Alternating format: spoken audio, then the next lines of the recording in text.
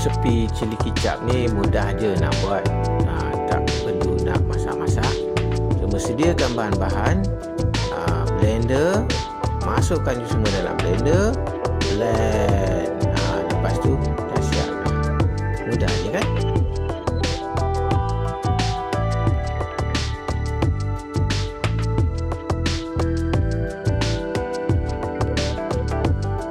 Cili kicap ni sesuai kalau kita nak digandingkan dengan ikan bakar ataupun masakan laut yang lain.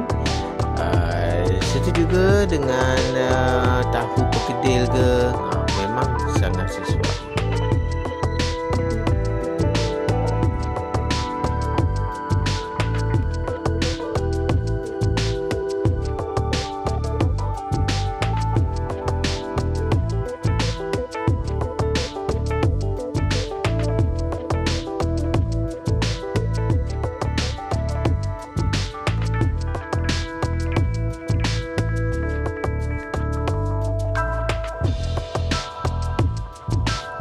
Untuk membuat air asam ni pula, yang cuma nak dimasak, cuma belacan ajalah.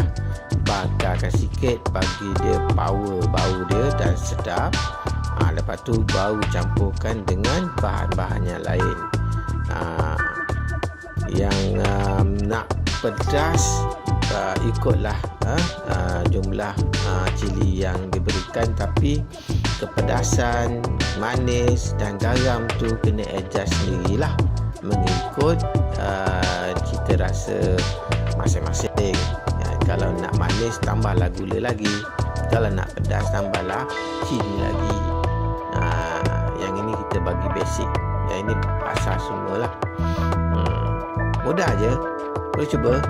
Yang ini memang sangat sesuai kalau makan dengan ikan bakar, kalau tak ada air asam ni, memang tak boleh nak pergi lah orang kata kan. Ikan bakar, masakan laut yang lain, mesti ada asam. Air asam ni baru dah sedap.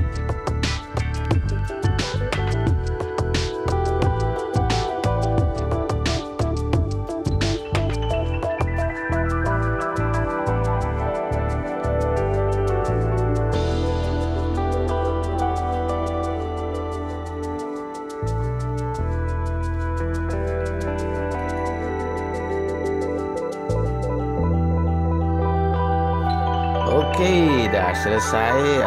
Kita dah tunjukkan dua resepi pencicah untuk ikan bakar ataupun makanan laut yang lain. Kena cuba, memang sedap. Dan bagikan komen serta tolong subscribe channel saya untuk resepi-resepi yang lain. Tolong cari gambar yang pakai topi cowboy tu, tekan kat situ.